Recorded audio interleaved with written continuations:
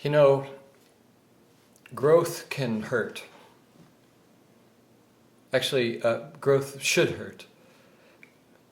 We've lived our lives with injections of thoughts and emotions that came from the outside, right? And these injections came to us through our childhood, through our church, through society. And these injections, they hurt. And we found ways to adjust our lives so that it wouldn't hurt so much. These injections, like the injection of you're worthless, is an injection of a thought, of a belief that was injected into you with an emotional serum that was mixed in with that belief. And that's why for example, I'm worthless feels like such a powerful thought to a lot of people. And to relieve yourself of this belief, this virus that was injected into you, it's going to hurt coming out. And that's what we teach a lot about releasing. That in order to get down to the medicine that's deep inside of you, and it's right there next to the hurt, you have to be willing to step back into the pain. But not in a way that says, oh me, my pain, but you got to step into the pain like a man. And when you release or reveal or sit with what you're feeling, there's that part of it which doesn't want to feel the pain anymore, and it will mask it or deflect it or suppress it in some way. But freedom is on the other side. When it goes in, it went in with pain. So when it goes out, it's the fact that it's painful coming back up means that you're curing yourself.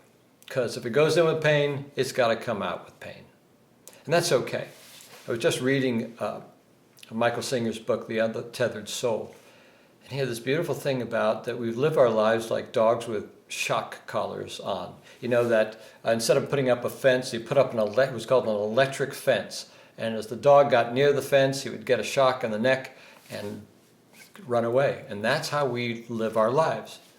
We start to feel the pain of someone saying something to us, or a driver cutting us off, or a woman rolling her eyes, whatever it is. These things really have no meaning in and of themselves, except that they trigger pain that's inside of us. And so we shirk from the electric fence. That's what keeps us small in our lives, this wincing, this pulling back. But he had this beautiful way of putting it, that if you have this shock collar on and you have your life with a giant electric fence around it, you have to be willing to get closer and closer to the pain. But freedom is on the other side. But if we keep showing up that fence, at that electric fence, that we just keep showing up, keep pushing through, and at some point you're going to say, fuck it, and you're going to walk through and you're going to feel the pain, and on the other side is freedom.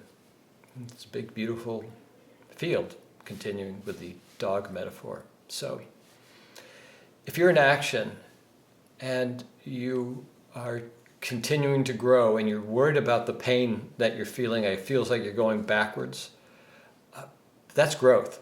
Discomfort is growth. But whatever it is that you're going for, that you really desire in your life, and it's on the other side of that electrical field, keep pushing through.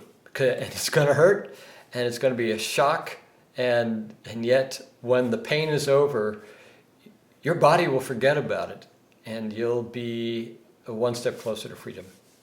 So that was on my mind today. That's it. Thanks for listening.